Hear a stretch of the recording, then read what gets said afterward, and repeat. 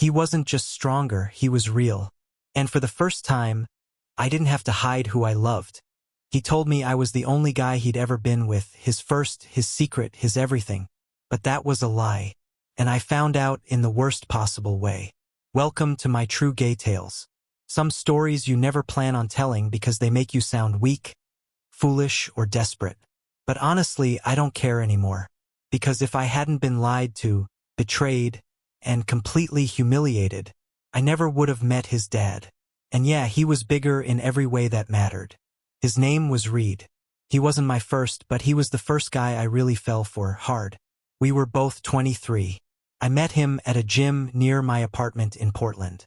Lean body, messy dark blonde hair, and one of those confident half smiles that made you want to punch him and kiss him at the same time. He was closeted, but open to trying things, which I later realized meant I still text girls, but I like guys on the side. First, I didn't care. He made me feel wanted, like I was his escape. He'd show up late, hold me like he needed it, and sometimes just fall asleep on top of me, like I was the only safe place in his life. And yeah, I started to believe I mattered, until the night I saw it. His phone buzzed while he was in the shower. I'm not the kind of person who snoops, but something told me to look. The message was from someone saved as C. I opened it. Last night was wild. I can still feel it. Don't tell your boyfriend face with tears of joy. My heart dropped.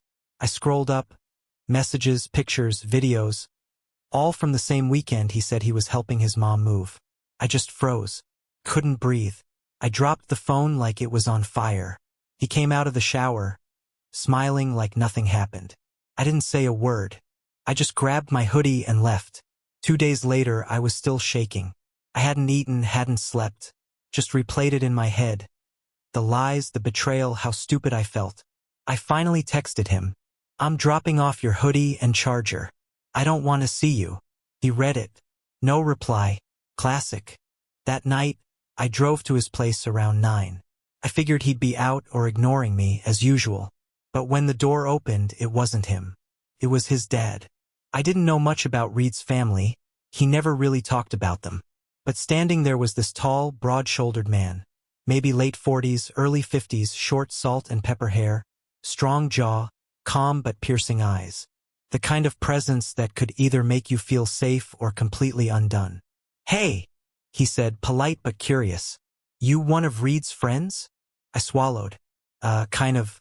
Just dropping off his stuff. He stepped aside. Come in, you can leave it on the counter. The house was warm, quiet, minimalist. Like someone who didn't need to prove anything lived there. As I set the hoodie and charger down, he looked at me and asked, You okay? Not nosy, just real. I shrugged. Not really, but it's whatever. He paused, then said, Let me guess, Reed. I looked up. He gave a small, knowing smile. He's my son. I know him. I wanted to cry, laugh, scream, all at once. Instead, I said softly, You don't know what he did. He tilted his head and gestured toward the dining table. Sit down for a second. He poured 2 drinks, whiskey, neat, and slid one toward me. I didn't argue. Took a sip. It burned, but it helped. You want to talk? He asked. No, I said. But then I did. I told him everything. The lies, the messages, the heartbreak. He just listened. No interruptions. No judgment. When I finally finished, he leaned back and said quietly, Reed's a selfish kid. You deserve better. That hit harder than I expected. No one had said that to me since it happened. He stood up. I'm making tea. Want some? Sure, I said without thinking. As he walked to the kitchen, I caught myself watching him. Not in a shallow way, but in awe. There was something about him. He carried himself differently. Calm, grounded, confident. A man who didn't need to prove who he was. I didn't know it then, but that night was the start of something I never saw coming. A few days later, I got a text. From him, Reed's dad. Hey, it's Corbin. Hope you're doing better. If you ever need to talk again, my door's open. It wasn't flirty. It was steady. Real. But somehow, that message hit me deeper than all the apologies Reed never sent. The next week was rough. I tried to move on, went out with friends, deleted the pictures, blocked Reed on everything. But that ache in my chest, it just stayed. That kind of pain that sits in your ribs and refuses to leave. I didn't respond to Corbin's text, but every night, I found myself staring at it, like it was waiting for me to be brave enough. 3 nights later, I finally gave in. "Is that tea still on the table?" I texted. When I showed up, it was late, almost 11. Corbin opened the door in a t-shirt and sweats, barefoot, surprised but calm. "Hey," he said, like I was just dropping by. No big deal. No drama. No pressure. I stepped inside. He made chamomile. No whiskey this time.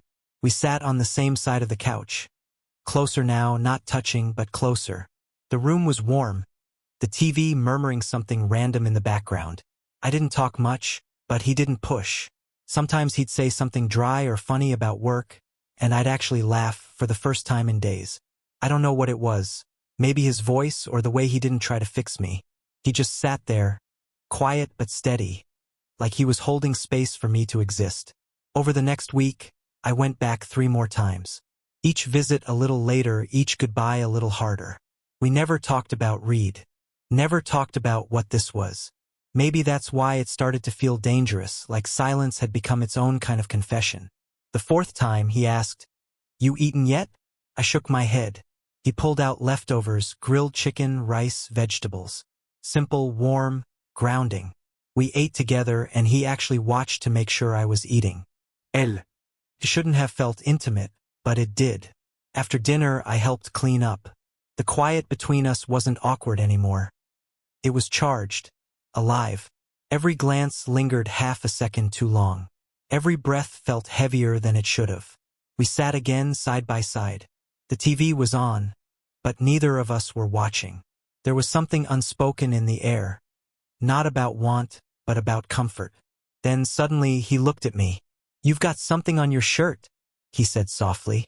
I glanced down, confused, and when I looked up again, our eyes met.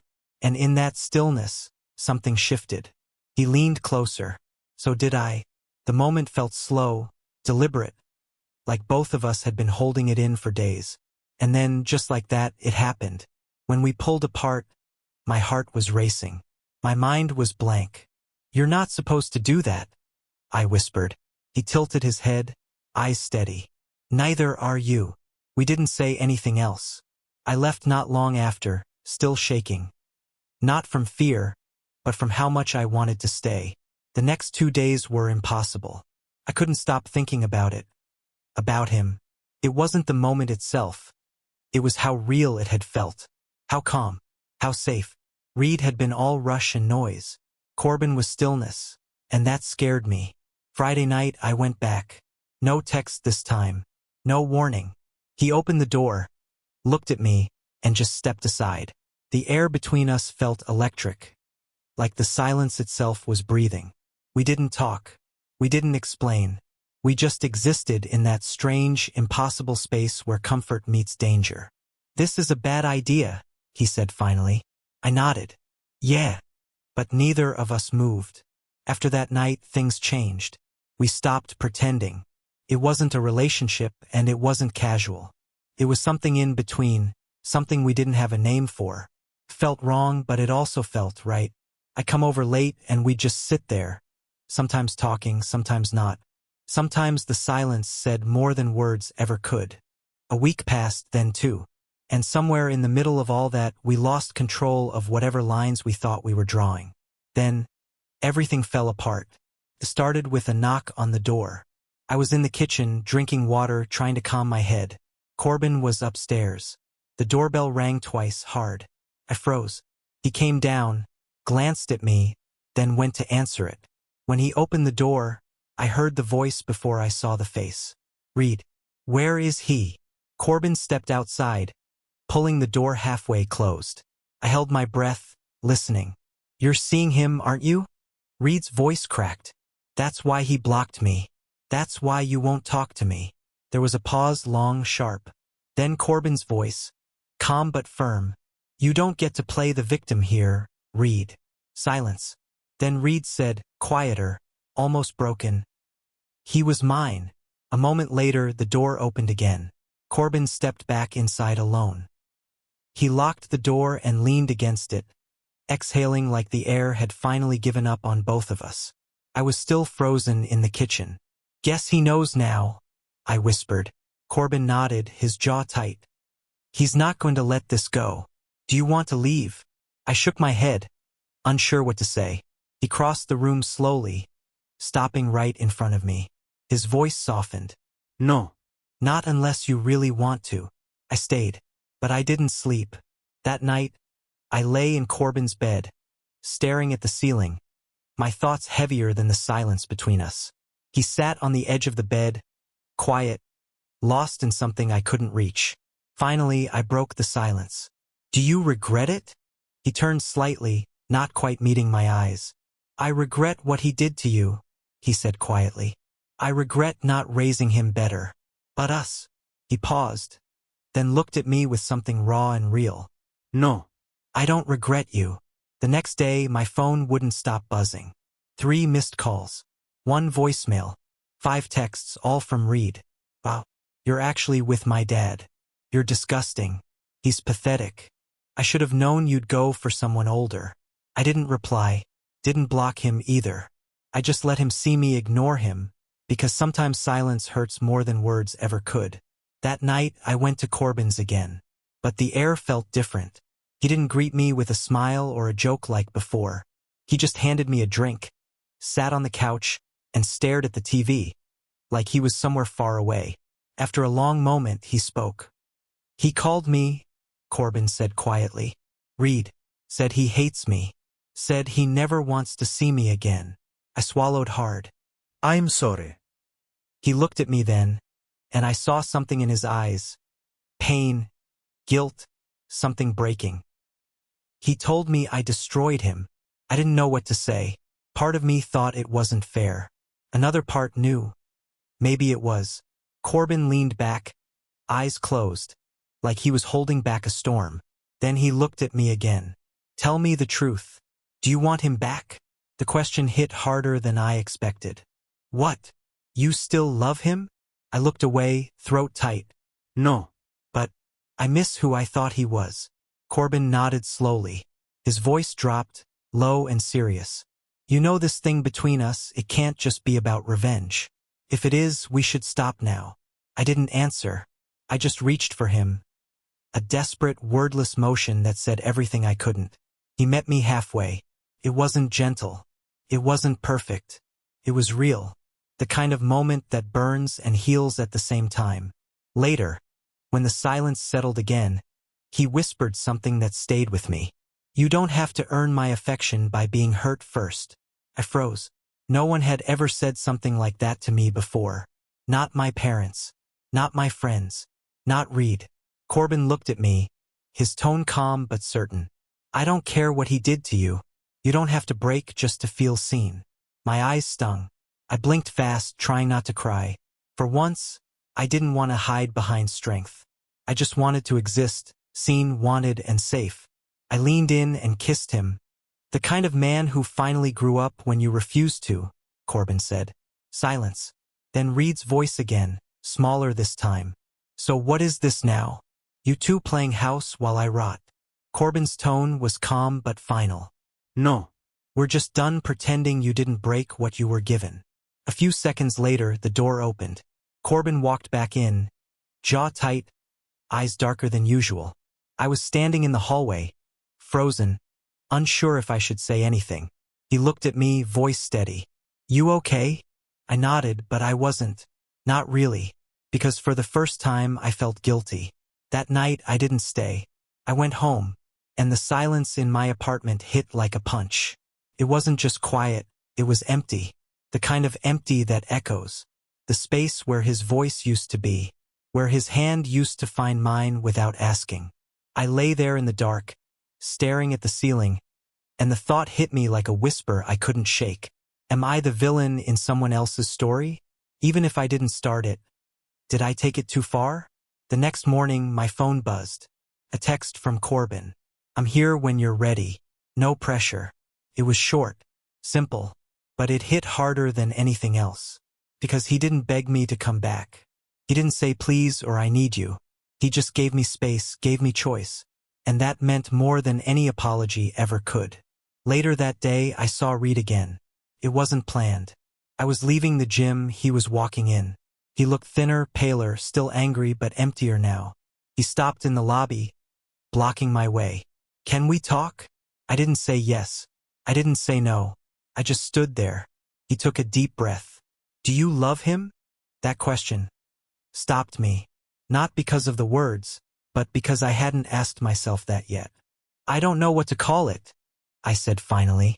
But whatever it is, it feels more real than anything you and I ever had. He blinked hard, jaw clenched. Then he nodded like he already knew the answer. I was awful to you, he said quietly. I know that. I stayed silent. I just didn't think you'd ever replace me with him.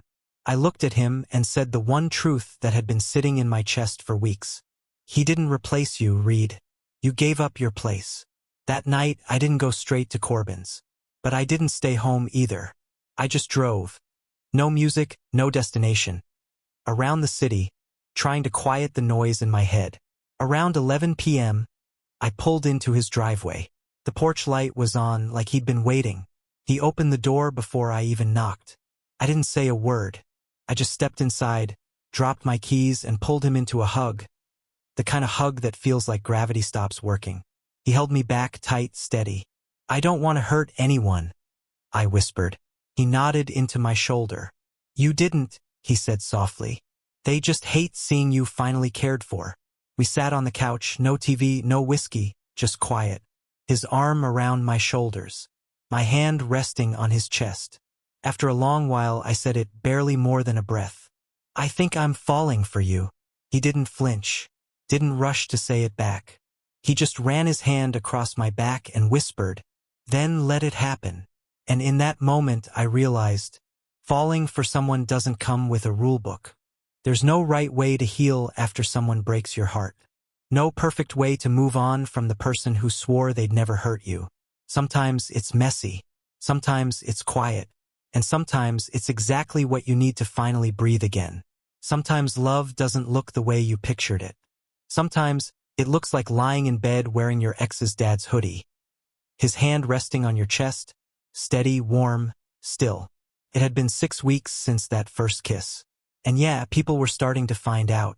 Some through whispers, some by accident, and some because Reed couldn't keep his anger off his Instagram stories. Old friends started texting me. Wait, are you really with his dad? He's kinda hot though, not gonna lie. What the actual hell happened?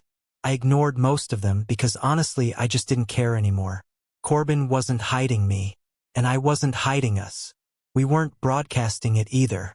No selfies, no date night reels. But we did normal things, grocery runs, late drives, coffee stops. Once, at a cafe, the barista gave us a strange look. Corbin noticed, leaned over, and kissed my temple right there in front of him. I laughed the whole way to the car. It wasn't perfect, not even close. There were moments of doubt, little flashes where I'd catch myself in his bathroom mirror and think, is this real? But Corbin never gave me a reason to question him. He didn't play games, didn't pull away when things got real, didn't hide his phone or his feelings. He gave me something I hadn't felt in years, calm, consistency. When I asked if I could leave a drawer at his place, he cleared out too. One night, we were on the couch watching some old thriller neither of us were actually watching. His hand rested on my leg. Mine was tracing the edge of his hoodie sleeve. Then he said, quietly, you know I didn't plan this, right? I looked over. What do you mean? He shrugged slightly. You, me, any of it. I didn't go looking for this. I smiled a little. Neither did I. He turned to me then, eyes steady, soft. But I'm not running from it either. I leaned in and kissed him. Not rushed, not rough, just real. Couple of weeks later, I saw Reed again. It wasn't dramatic this time, just calm. He spotted me at the gym and walked over. You seem happy, he said. I paused, then nodded. I am. He looked down for a second, then back at me. I was never going to be what you needed. I didn't say anything, because that might have been the truest thing he'd ever admitted. Then he added quietly, "I just hope he doesn't hurt you." And I said, just as softly, "He already fixed most of what you broke." That was the last real conversation we ever had. And I'm okay with that, because not every ending needs to be explosive. Some just end quietly, once you finally stop trying to rewrite them. Now it's been 3 months. I have my own key to Corbin's place, my own drawer, my own toothbrush. He still drinks that same whiskey at night, still makes tea when he knows I've had a rough day, still kisses me like I'm the first deep breath he's taken all day. And when we're lying there, legs tangled, his arm heavy over me, I don't think about Reed. I don't think about what people would say if they knew. I just think, maybe love doesn't have to make sense to be real. Maybe it just has to finally feel like home. I think what I meant was, he wasn't just stronger. He was more grounded, more honest, more real. That night in the kitchen, something shifted between us. He didn't ask for permission to care, he just did. He saw every broken piece of me and didn't flinch. He didn't try to fix me, he just stayed. And maybe that's why I can finally breathe again. Because the truth is, I never wanted someone perfect. I wanted someone true. Someone who could hold my chaos and still choose me anyway. And now that I've found that in him, I'm not running from it, not hiding it, not apologizing for it. He's not just the man I fell for. He's the one who showed me what it feels like to be seen. If the story hit you somewhere deep, don't forget to like the video, subscribe, and drop a comment below. Because stories like this, they're only getting more real from here.